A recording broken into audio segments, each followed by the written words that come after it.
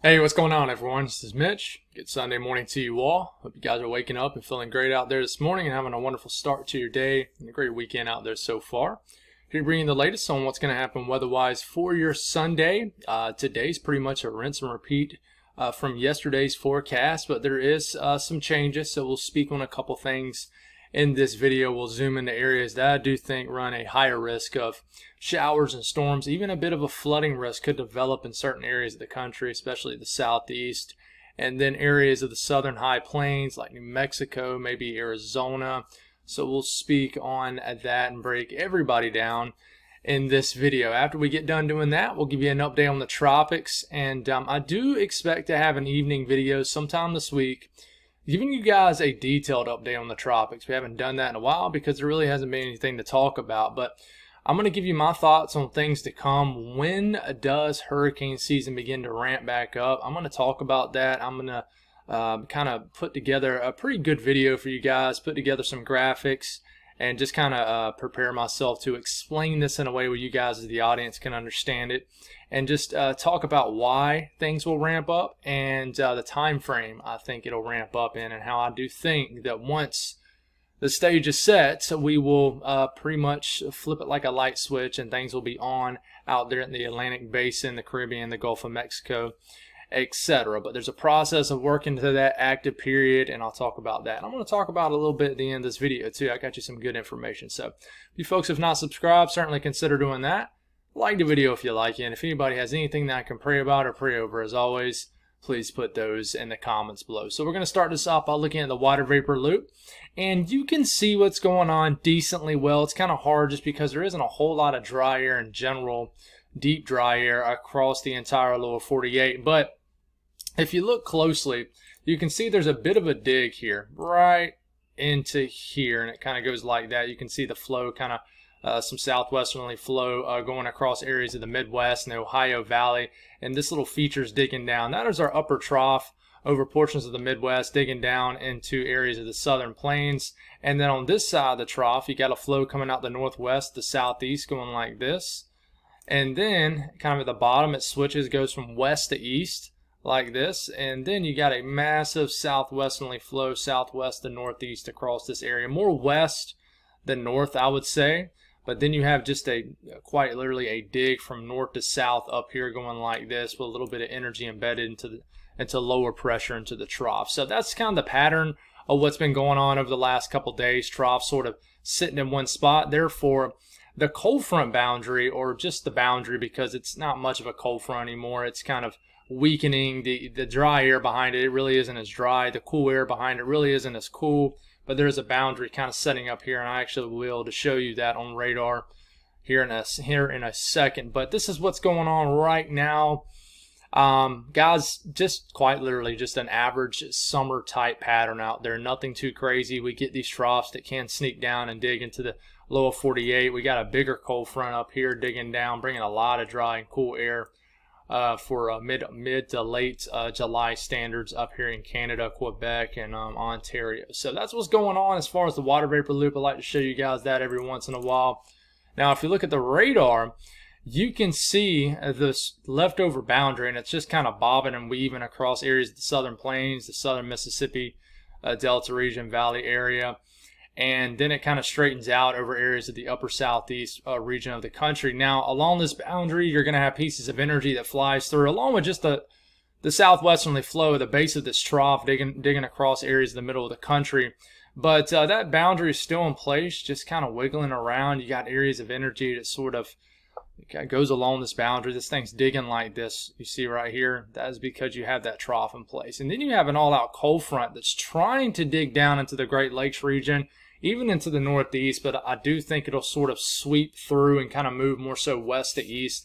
This thing is not about to dig, like, for example, all the way down here or anything like that. That would be nice. It's just, we're just not into that time of the year where these cold fronts do that.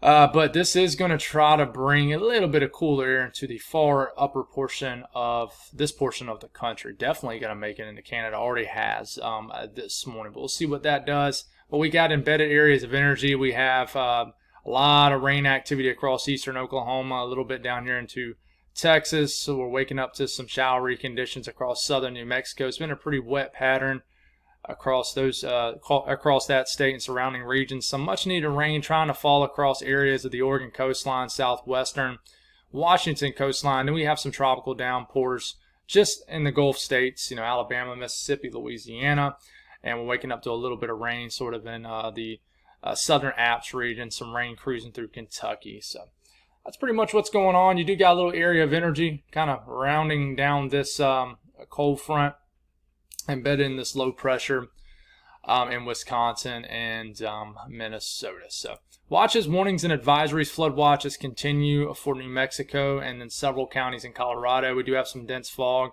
advisories up in the gray in areas of the mid-Atlantic and then the middle of the country right here. Heat advisories in the southern tip of Florida. It's very hot across the western states. Excessive heat warnings in this purple. Heat advisories in the orange. Red flag warnings for multiple counties in Oregon where it's getting quite dry. So that's what's going on. Watches and warnings advisories wise. The excessive rainfall outlook.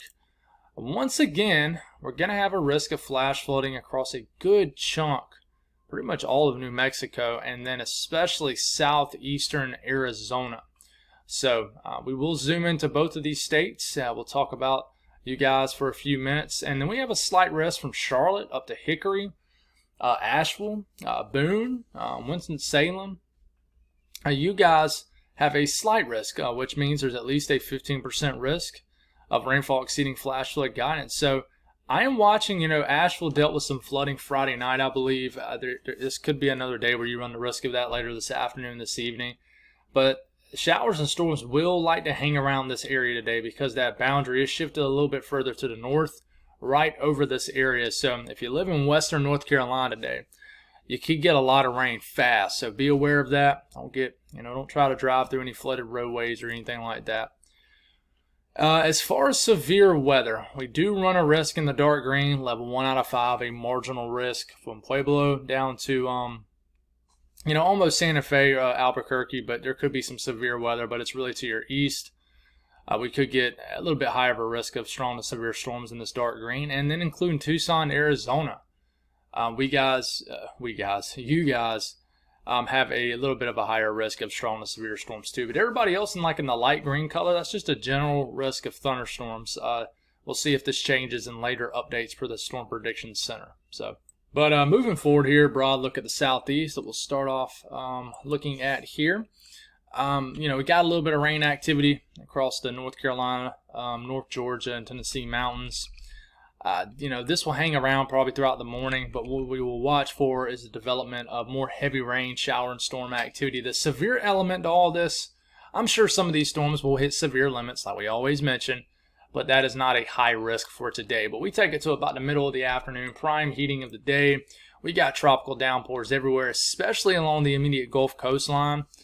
But pop-up activity across the deep south, Tennessee, all the way up to Kentucky, western Carolinas. Florida will get it, probably not quite as widespread as what you've seen, but if you live, especially in the central sections of Florida, downpours, storm activity. Some of these will drift eventually to the western coastline of Florida. And then the thing that I'm watching for tonight is these storms kind of hanging around in Georgia, South Carolina, Piedmont, and North Carolina. So, for example, in my neck of the woods, just after midnight, shows some storms moving right over my area. And then by the time we wake up tomorrow morning, could be dealing with some storms along the Carolina coastline, the Gulf coastline, just scattered about leftover energy from the day before across anywhere in the southeast. Closer look at the deep south. We take it to about midday. We're already dealing with a lot of heavy rain from New Orleans, Mobile, Gulfport, to Pensacola, Tallahassee could be doing some downpours. We got some rain showing up around the Atlanta area. Not a whole lot inland though. And then we take it to about 5 p.m. around dinner time. We're getting these pop-ups a little bit further to the north. And really from Jackson, Meridian, Hattiesburg, Huntsville, Alabama, Birmingham, Atlanta, Dothan, Auburn, anybody, Montgomery, you guys could get a pop-up. Some people might not get a drop of rain though. But just a little bit of flow out there moving. So these storms will have some movement to them. Not your standard kind of pop-up, then imploding thunderstorm development under high pressure. These do have that southwestern and westerly flow to it. So they will move a little bit. But kind of, they'll kind of fire up, and then they'll expand outflow boundaries and sort of weaken themselves, and then pop up more activity. Still happens even when we do have an atmosphere that favors more of a flow out there. But, we start to take it to the later in the evening. Could have some shower activity, storm activity still lingering around Tennessee, South Alabama. But my folks here in Georgia, the Carolinas, Virginia, surrounding areas, let's take it to about midday, a little early in the afternoon. And then we get to, let's just say, well, this is around 6, 7 p.m. Storm activity in Georgia. Look at these storms here in the Valley of Tennessee. And got some activity, a lot of activity across the western Carolinas, especially North Carolina. Much needed rain looks like it's falling across southwestern VA. You keep this going, a little bit of storm activity showing up in far eastern North Carolina. Pop-ups around 9 to 10, 11 p.m. here in South Carolina. And then we just kind of watch tonight. This is after midnight, for example. We got some storms down in Augusta to Columbia, all the way up to Charlotte, Monroe area. And we'll have to see if this does and actually develops overnight, as this would make for a pretty stormy overnight hours for your Sunday night and a Monday morning across the Carolinas. I mean, look at these storms even hugging the Carolina coastline. This could cause some flooding issues and just kind of wake you guys up abruptly on your Monday morning. But rainfall in this area specifically, there's, we got this slight risk right across the western sections of North Carolina. They're going for about an 1.5 to 2 inches of rain, maybe more around the Asheville area. But you see these pockets of like orange, they're going from like Asheville to Charlotte to Fayetteville, over an inch of rain today. I mean, even a little pocket down to Columbia.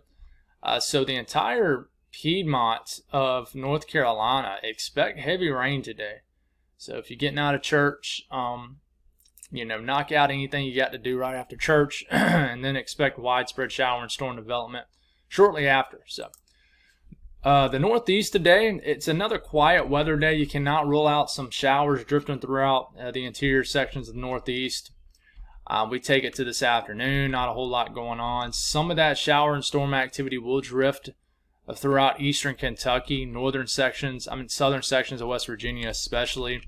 And this will try to sneak into like northern VA, even like Ohio, the Ohio Valley later tonight.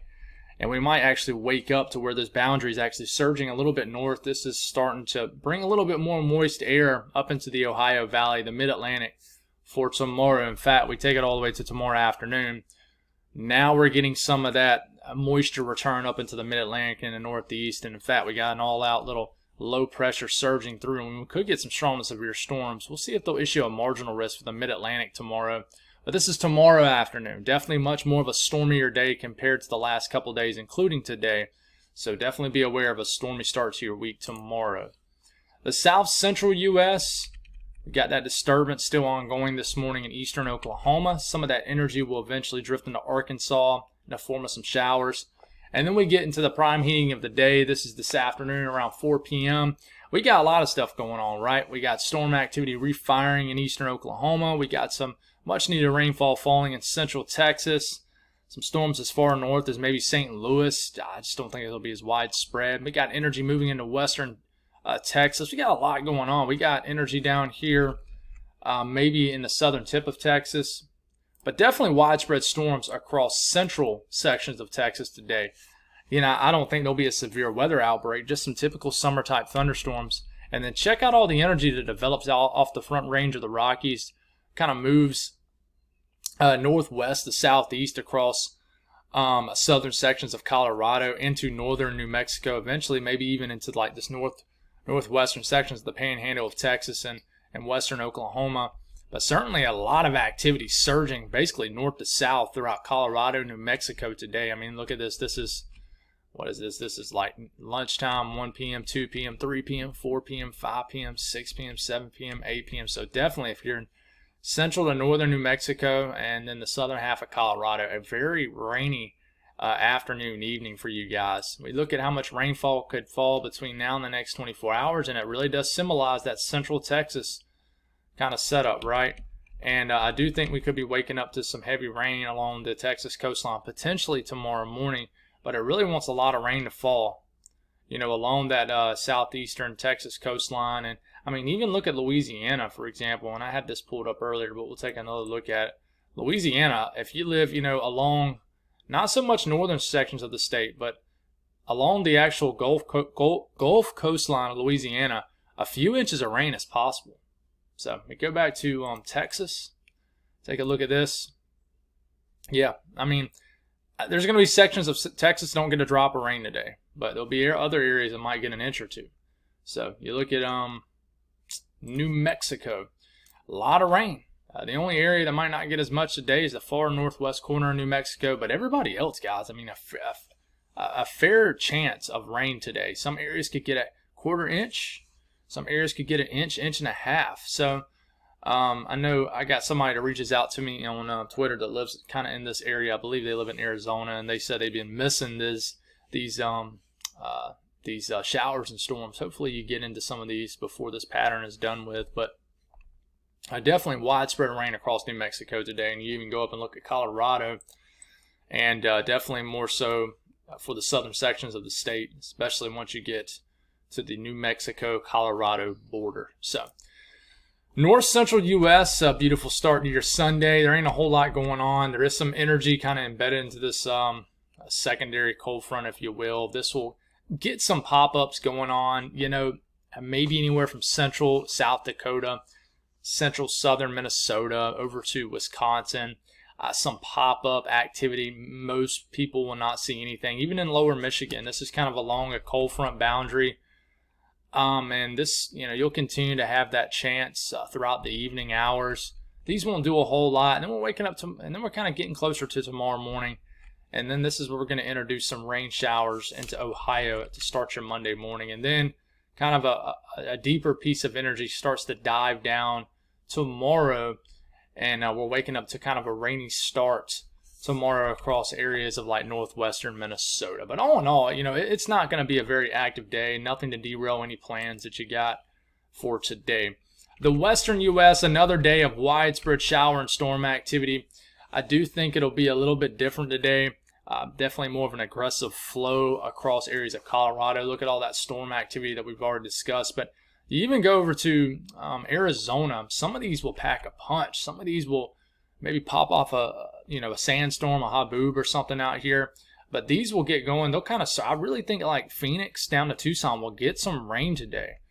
I have a buddy that lived in Phoenix, Arizona for the summer several years back, and he said that it always blew his mind how everything looks dormant and dead out there one day, and then you finally get some rain, and you wake up the next morning and everything's looking like green. He says that it's wild how it does that. Let me know if that's how it actually works out there. Not sure if he was being dramatic or if it quite literally does that. You know, some people can be dramatic with their stories, but yeah, he says it just goes to sleep, everything dormant and dead. Then you get rain that evening. You wake up the next morning, all the birds are chirping. Everything's like wakes back up. So it's pretty wild. That'd be pretty crazy to experience. It does that around here sometimes too. Sometimes we'll go through these dry spells. For example, when we did get rain for 20 days straight here in South Carolina back in June, we did get like heck just a half an inch of rain. It seems like everything just perked back up. So, but shower and storm activity across kind of the same areas today, but especially Arizona and New Mexico and Colorado. And just to zoom in on Arizona today, you know, Phoenix could get a quarter inch to a half an inch of rain. Tucson, kind of the same deal. Some areas won't get much at all. Some areas might get an inch of rain. So definitely one of those days, and one of those kind of more rare days, uncommon days. You know, it happens. But in Phoenix, where you'll get some rain today, most likely. But temperatures more just summer-like temperatures, guys. I mean, like I've said this before earlier, you know, if temperatures could just stay like this during the summer, even with the humidity, you're not going to get rid of that. But if you give me like upper 80s, low 90s every day in the summer, that's bearable. You know, I can deal with that. It's just when you get into the upper 90s with the high humidity, low 100s, like we saw, you know, the beginning of last week, that's when it just gets ridiculous. But a pocket of a little bit warmer air across the mid-Atlantic, some 80s and 90s. The interior sections of the Northeast hugging the Canadian line, you know, you'll be only in the 60s. It'll be a nice air mass. Nice across the upper Midwest, the Great Lakes region, a little bit warmer down here in Texas and western areas of the Deep South. But guys, I mean, nothing that you guys can't handle. And the high plains, warm Montana will be hotter than Kansas today, for example, and Oklahoma. It'll be pretty hot. You guys are being influenced by this ridge more, and it's pretty hot across the western states. I mean, before these storms do fire today in Arizona, it'll get pretty hot. But the valley floor is hot. But you are being saved somewhat from the brutal heat, I would say, kind of in the coastal sections and the far western sections of the Pacific Northwest. Check it out, 59 degrees here. You've had a few hours over to the northern valley of California. They're close to 100 degrees, so it's pretty wild out here. That's why, a lot of people, say, can you get a little bit more detailed about the western U.S.? It's hard to get detailed out here. There's so many microclimates, this elevation driven. Maybe one day when I'm 50, 60 years old, and God willing, I'm still talking weather on YouTube or wherever, I can have all of these little microclimate areas memorized. So that would be awesome. But that's it for the weather for today. Let's give you an update on the tropics. Of course, I'm going to start off by showing you guys the experts graphic here. Tropical cyclone activity not expected during the next 48 hours or the next 7 days. So it's still quiet. I want to show you guys something, and this is going to be hard to see on your screen. I could not find out a way to make it bigger, but this is one of the graphics I'm going to try to make bigger for you when I do a big update on the tropics, probably sometime this week. But hopefully you can see it well. If not, I do apologize, but I'm going to explain this where you guys can understand. What you're looking at here is it's a graphic that shows dry air and moist air, or rising air and sinking air. Depicted here in kind of the oranger colors here, more of the drier looking colors or warmer looking colors, that is sinking air. And the green areas, that is rising air, more moist air. Remember, sinking air promotes more of just stable conditions, dry conditions, not much storm activity or rain activity. The green is rising air. Remember, rising air promotes the development of shower and storm activity. That's indicated in the green. So if you ain't going to be able to see it because I can barely see it. But it says OOZ 19 July, which was actually 2 days ago. So this graphic, they update this every few days, I'm assuming. So this was a couple days ago. So the rising air feature was still way out here over almost, you can say, like the west central Pacific, because this is, you see this? Right in here. That is, let's just start drawing on this a little bit. Let's make this a little bit smaller. Cool, we're good. So right here, that is South America, right? That's Australia. This is getting up into Asia. And if you look, everybody's like, dude, I cannot see this. If you look right into here, that is the Atlantic, the tropical Atlantic. And if you see this little feature right here, that's Mexico, Central America. So they're only going to show the actual tropical ocean basin, okay, right along the equator. So this is 2 days ago, all right? That green right in here, and then check out all the sinking air over the Atlantic. That's why we're so quiet right now. We bump it up 5 days from that point, which is 3 days from now. It says 24 JUL, which stands for the 24th of July. So you notice still a lot of sinking air over the Atlantic right here. And this is the forecast for this MJO phase. It's going to promote rising air. These are normally pretty spot on. Okay, still a lot of sinking air over the Atlantic. That more stable conditions. Okay, and that little feature right here in green begins to shift a little bit further from west to east. Okay, and then we get 5 days from then. We're starting to get towards the end of July, the 29th of July. That area of rising air begins to continue to shift further to the east. Okay, and actually to the point where the eastern Pacific, which is right here, is beginning to start to have more of a rising air phase. And you see all that sinking air over the Atlantic? This is starting to move over northern areas of Africa. We're actually starting to get some white areas in here, kind of just a neutral phase, if you will. And then we start to get into the 3rd of August. We have to wonder, is it game on now? Well, still the main corridor of rising air is still over the central Pacific, starting to get into areas of the eastern Pacific now. But if you notice, some rising air is trying to get into the Caribbean now.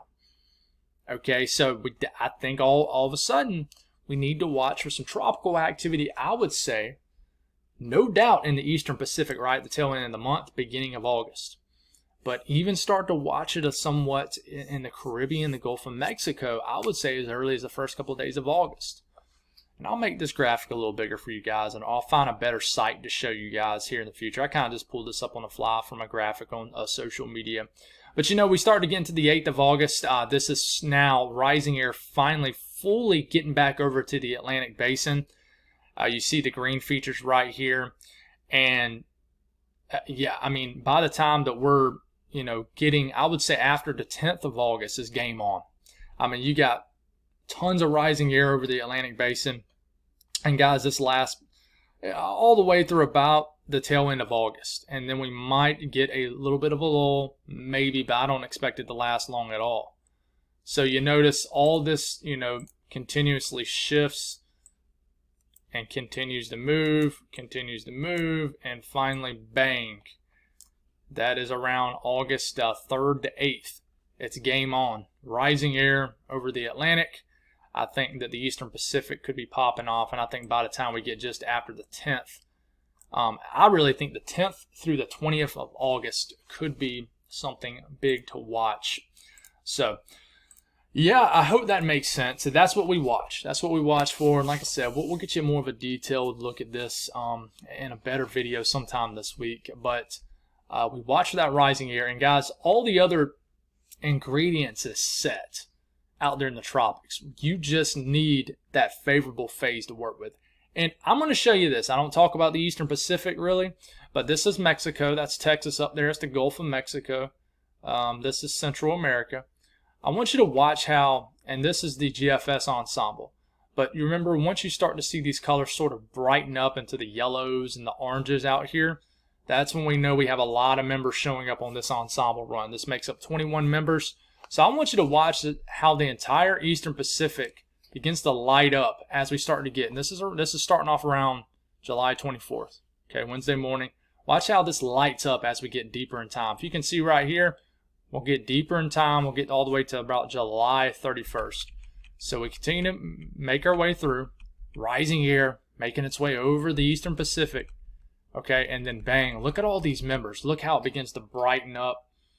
It starts to look like the activity really perks up over the Eastern Pacific, and that is because this favorable phase is working west to east into this area. So I think the Eastern Pacific will sort of perk up first, right? And then, and I mean, look, this is the morning of August 1st. I mean, this is pretty far out. This is past 10 days out. Things are starting to get very active, but they're also beginning to get active somewhat now in the, this might have switched it. They're also starting to show signs of it getting active in the Caribbean too, especially as we get right here at the end. But still, it's not really popping off yet. I think we got to get several days into August, honestly. So it's coming, guys. I think that probably here in the next week or so, there's going to start to be some questions about the hyperactive hurricane season and how it ain't going to produce. But you go back to 2020, things did not go haywire until, and we did have a couple rinky-dink storms through June and July, but things did not, and we took more names than we already have at this point, but things went haywire, starting off with Hurricane Isaias in the Carolinas, pretty much early August all the way through like early November. So we'll get you a more detailed version of that here in the coming days. I'll make sure I have everything put together and where you guys can actually see these graphics much better. But God bless all y'all. Y'all have a wonderful Sunday, and I'll talk to you again tomorrow morning.